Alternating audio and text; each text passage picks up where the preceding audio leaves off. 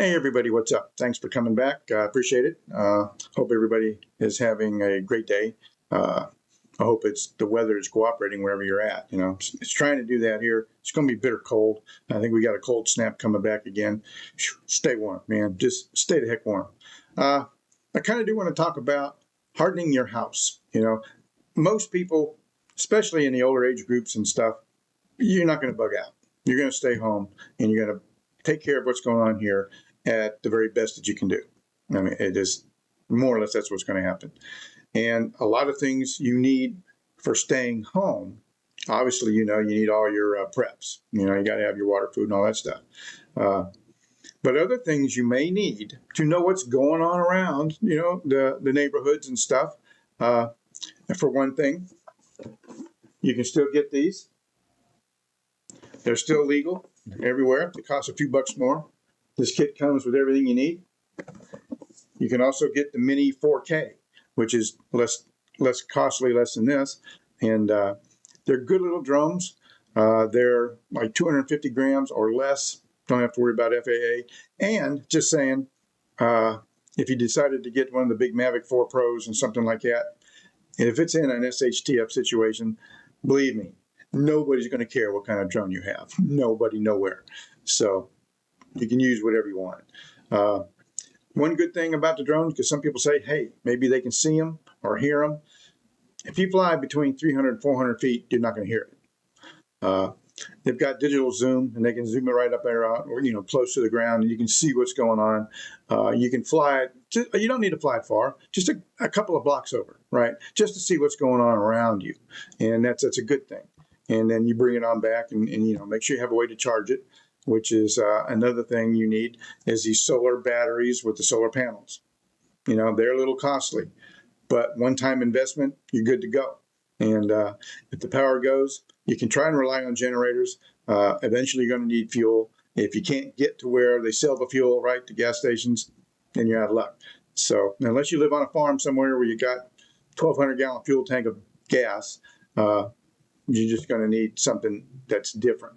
And what I like is these solar power generators, you know, 3,600, something like that. 4 Patriots, a little expensive. They have a few of them out there that are less expensive, where I'm looking at right now. And it's just the best thing for alternative fuel. You keep them in your house, they're quiet, no muss, no fuss. Another thing you might want for sure is cameras. You want to be able to see what's going on outside your house. And solar cameras, in case there's no power, that's what you need. The cameras I have, once you charge them from, you know, AC, charge them up, they're good for like 90 days without needing a recharge. If you have solar panels that you can get with them, indefinitely. You can charge them indefinitely and everything's great. Watch it on your iPad, your phone, whatever, because the software, you know, it's really good. Good idea to have. Some of the best things you need, door locks. You can have screws, longer screws in your door jambs and stuff, and put them in there. Keeps it a lot easier than trying to break in. They can kick it down a few times. You're well aware what's going on, and you're ready for them, providing they actually get in. One thing you do want to do, and I should have probably mentioned it earlier, is go ahead and set up safe zones, you know, kill zones more or less. 20 feet out, 60 feet out, and if you have the property rights, go 120 feet out and even further. You want to make sure everyone in your home or everyone who's going to be with you or protecting your property, the best thing to have is a rifle.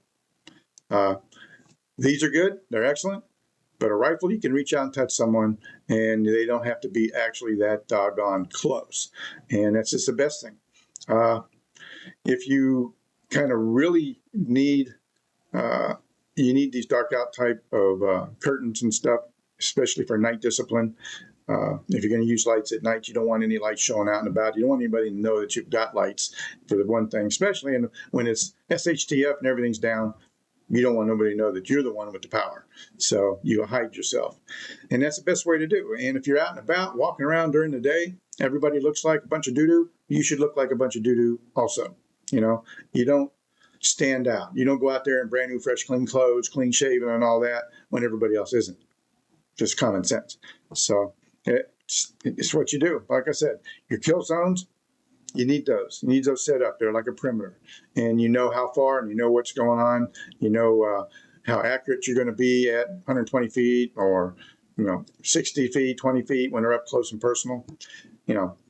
Another thing which sounds kind of bad, if you get into a kind of a firefight and you've got a bunch of people down outside that you're taking care of, and they're more than 20 feet away, leave them there. I know it sounds bad. You leave them there, because nothing says I'm not going there. So when a new mob comes down the road and they see a bunch of dead bodies, they're not going there. It's not going to happen. So they're going to go to some place that's a whole lot easier. That's just common sense. So just, it sounds kind of wicked, but that's just what you kind of do. Get yourself a couple dogs. Medium-sized to large dogs. They're good for self-defense. They're good to let you know what's going on. Even the little ruffers, the little dogs, they make a yip, yip, yip, yip, yip. They'll let you know when somebody's coming up to your house. You should know ahead of time, but the little dogs will just let you know. But you want big dogs so they can be, they're defensible. Good old pit bulls, good old German Shepherds, Dobermans. That's the kind of animal you want for your home protection. I'm just saying. They'll be super nice to you. They will not be super nice to anybody outside. And that's just the way that you have them. So some of the good things, these are some things I do. I have a medium-sized dog. It's a mix.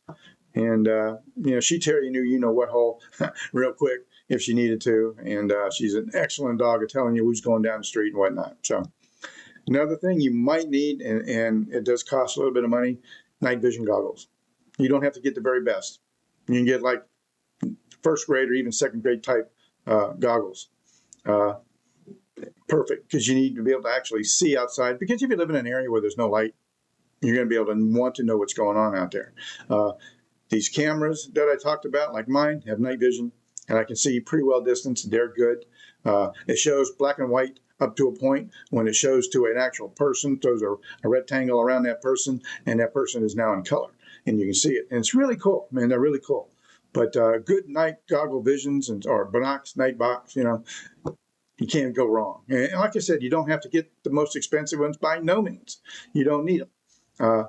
Just like I said, first gen, second gen, you're good to go. Third and fourth gen, you're getting up in some bucks. If you can afford it, go for it. It's always good. If you have a lot of disposable income, a lot of it, there's a lot of things you can do. You can get, like where I'm at here, I'm in hurricane zones. I have hurricane resistant windows against stuff flying through the air. You can hit 20 feet away, you can hit a golf ball full power, bounce off the window, no problem. If you're in an area, you can get window glass like that. If you're really got disposable income and you really, really want to protect, bulletproof glass, especially on the first floor. If you have a 2-story house, especially on the first floor, get that resistant on the second floor, but get on the first floor bulletproof glass. Can't go wrong. On your door, it's also good to have these door jams, they call them. They go into the floor. They go up against the door. You kick that door, it ain't going to open. It just is not going to open. And if you want to use the door, to and from, you just unscrew it, pull it out, slide it down, and you're good to go. That's just some of the few things that I would deal with, some things that I would do. And there's 100 different things you can do to fortify your home. Lots of them. One other little thing, broken glass. Get out there and buy yourself a couple cases of beer in bottles, or 3 or 4 cases of beer in bottles. It's not even if you don't drink. You're not buying it necessarily for the beer. You're buying it for the glass. You break the glass down. You leave the glass out maybe 10 feet, 20 feet away from your house. And this is you only do that when SHTF is in full blown. The rule of law is out the door. People coming down your street are not police. They're not coming to save you. That's a time when you lay this big glass, kind of like little landmines. It'll go through boots. Believe me, that kind of glass will go through boots. It'll make a lot of noise. And, people coming into your yard and stuff like that, they don't want noise. They generally don't. So if it's a huge, huge mob, then it's, Katie bar the door, and whoever's got the most this wins. So, but if it's not, if it's just a few people, they hear all this noise and they see your stuff and they start looking around and they see cameras, they already know that they're there. they're not going to bother you. They're most likely not going to bother you. They'll pick on somebody that doesn't have that stuff, and that's just common sense. So it's just kind of a few things, very few things. Like I said, there's a lot of things one can do. Bales of hay. You can put bales of hay. You can use sandbags. I recommend having like 500 bags, for sand, and a pile somewhere out back somewhere where nobody can see it very much, of sand. And because you're going to know a good day in advance when the doo-doo's going to hit your fan, big time. You fill them puppies up, you go inside your house, you put the sandbags, stack them up enough to where maybe it comes up where you're kneeling, where you can shoot.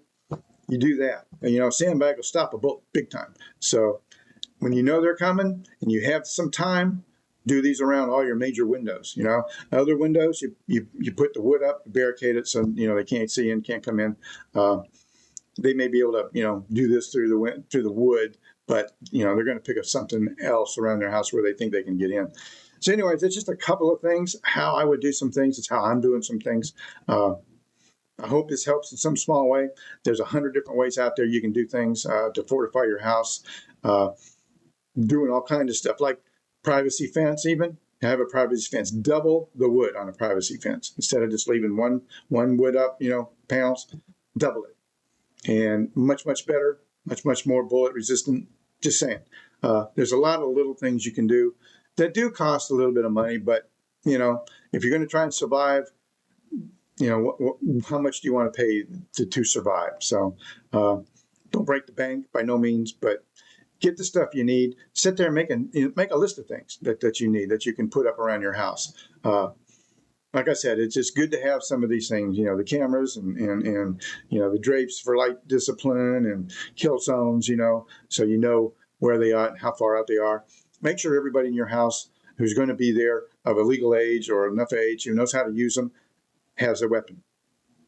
Even if you got just you and 5, 6 other people in your house, a whole bunch of people firing at certain targets, they're going to think twice. They're going to think, I'm going to go somewhere else where there's just none of this kind of hassle. That's how they think of it. So, all right, just saying, these are just a couple of things. I'm sure you can think of 100 different things.